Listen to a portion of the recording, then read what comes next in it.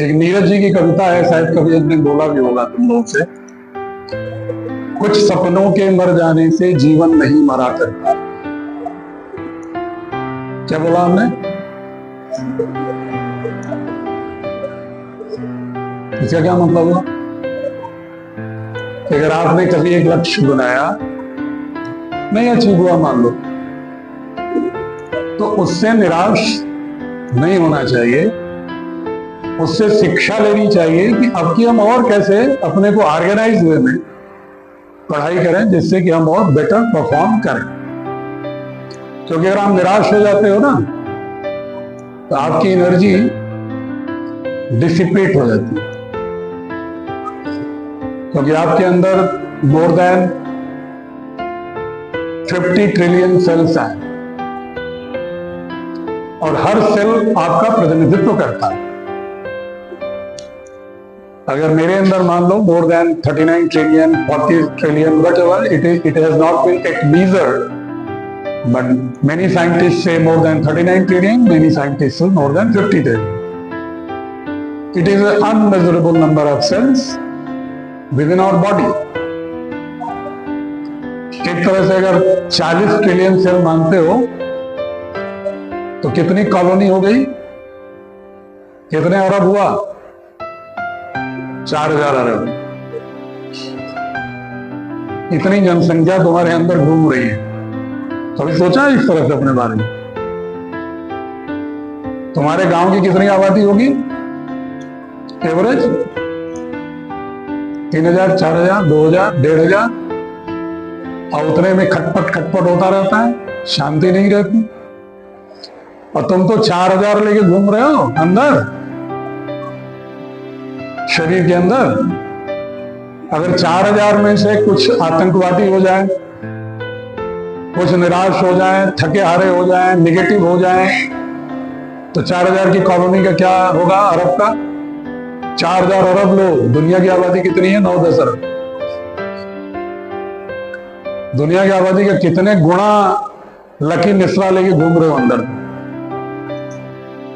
Everybody, each cell is your representative. ये तो पढ़ा होगा बायोलॉजी में। Each cell is perfectly representing you. Each cell is a complete entity within you.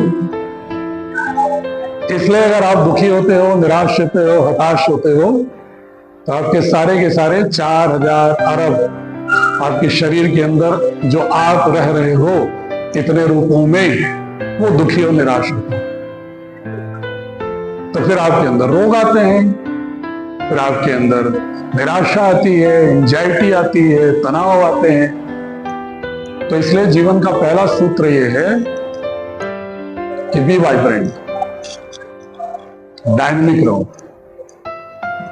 कभी अपने को स्टैग्नेंट मत करो। पृथ्वी ही नहीं, पूरे ब्रह्मांड का कोई घटक है जो आराम करता है? सूर्य, चंद्रमा, सौरमंडल, वीनस, जुपिटर, मार्स, कोई शांत रहता है? स्थिर रहता है? गैलेक्सीज, स्टार्स, इतनी एस्ट्रोनॉमी तो पढ़ाई होगा आप लोगों ने। शांत रहता है वो? क्योंकि ब्रह्मांड का प्रत्येक घटक जो है ना, वो डायनेमिक एग्जिस्टेंस है।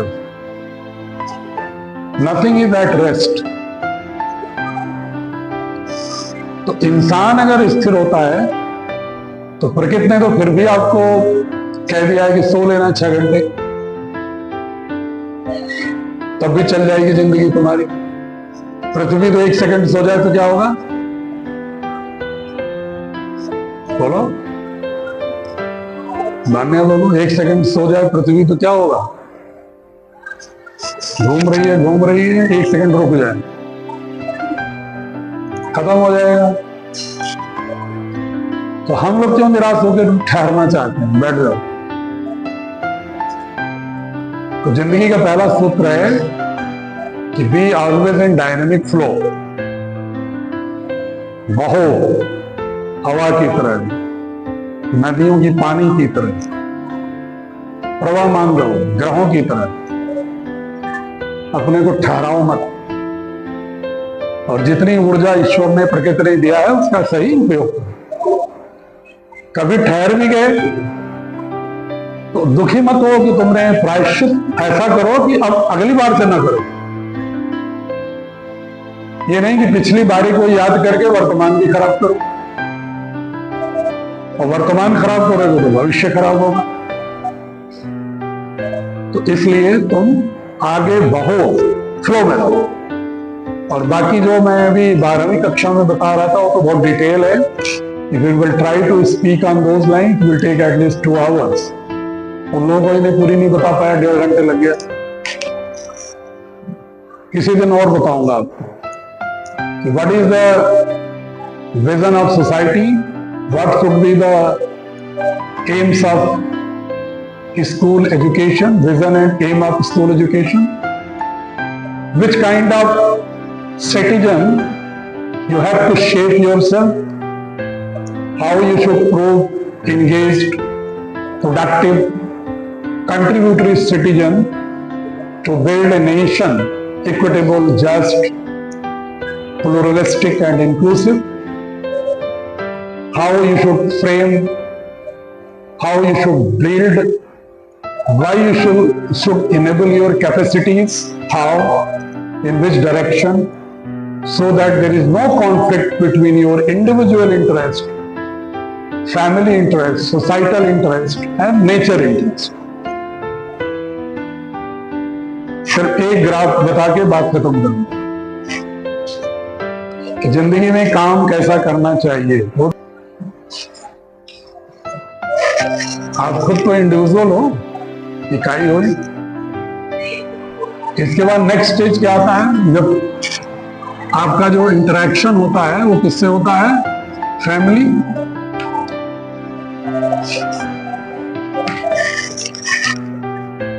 आपका एक इंडिविजुअल अस्तित्व है।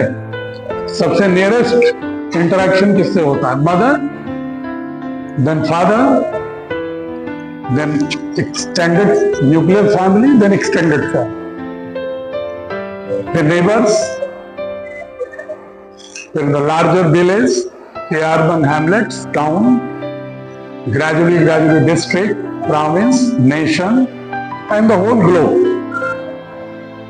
यही तो होगा इंटरेक्शन का। तो फैमिली के बाद हम सिंपल लिख दे रहे हैं सोसाइटी।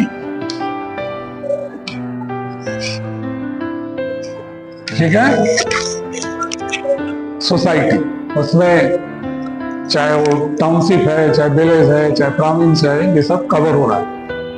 डिफरेंट कम्युनिटीज हैं जो भी हैं जिनसे इंटरेक्ट करते हैं। नेक्स्ट यहां से आगे बढ़ता है तो आता है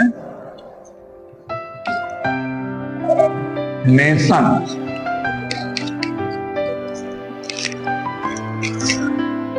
ठीक है, एज ए नेशन हमारी एंटिटी इसलिए है कि पूरा नेशन का जो गवर्नेंस है वो एक कॉन्स्टिट्यूशन से होता है। Every citizen of the nation has to abide by the provisions of Constitution. संविधान के नियमों के अनुसार ही सबको जीवन जीना है।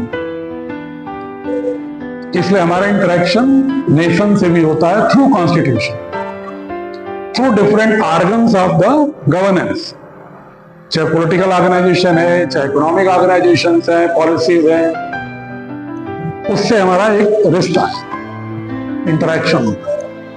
और इन सबका एक इंटरेक्शन होता है